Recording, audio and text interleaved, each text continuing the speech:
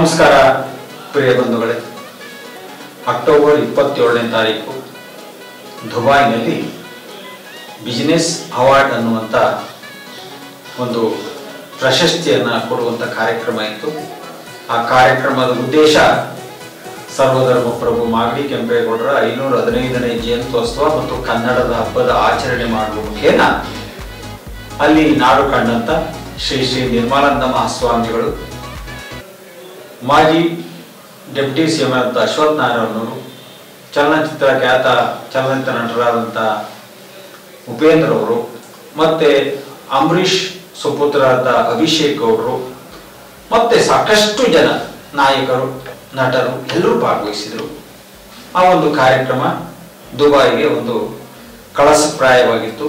ದುಬೈನ ಉನ್ನತ ಆ ಒಂದು ರಾಜ್ಯಭಾರ ಮಾಡುವಂತ ಆ ಒಂದು ಅಧಿಕಾರಿಗಳು ಮತ್ತೆ ಆ ರಾಜರ ಒಂದು ಪ್ರತಿನಿಧಿಗಳು ಸಹ ಈ ಕಾರ್ಯಕ್ರಮಕ್ಕೆ ಬಂದಿದ್ದು ಬಹಳ ವೈಭವವನ್ನು ತಂದುಕೊಡ್ತು. ಹಾಗಾಗಿ ಆ ಕಾರ್ಯಕ್ರಮಕ್ಕೆ ಅಭಿನವ ಕೆಂಪೇಗೌಡ, ಎಚ್ ಎಂ ಕೃಷ್ಣಮೂರ್ತಿ ಆದ ನನಗೂ ಸಹ ಆಹ್ವಾನವನ್ನು ಕೊಟ್ಟು ದುಬೈನ ಬಿಸಿನೆಸ್ UAE ವತಿಯಿಂದ ನನಗೆ ಸನ್ಮಾನವನ್ನು ಮಾಡಿದರು. ಬಹಳ ಆನಂದ ಆಯಿತು.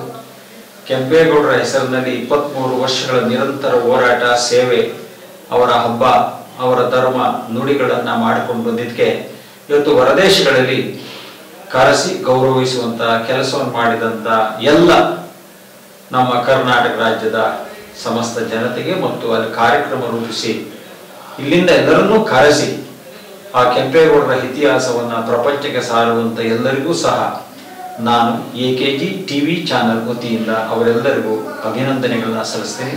ಹಾಗೆ ನನಗೆ ಈ ಪುರಸ್ಕೃತರಾದಂಥ ಬಿಸಿನೆಸ್ ಅವಾರ್ಡ್ ಅನ್ನು ಕೊಟ್ಟಂತ ಅಲ್ಲಿನ ಎಲ್ಲ ಸಂಘದ ಪದಾಧಿಕಾರಿಗಳಿಗೂ ನಾನು ಧನ್ಯವಾದವನ್ನು ಸಮರ್ಪಿಸ್ತೇನೆ.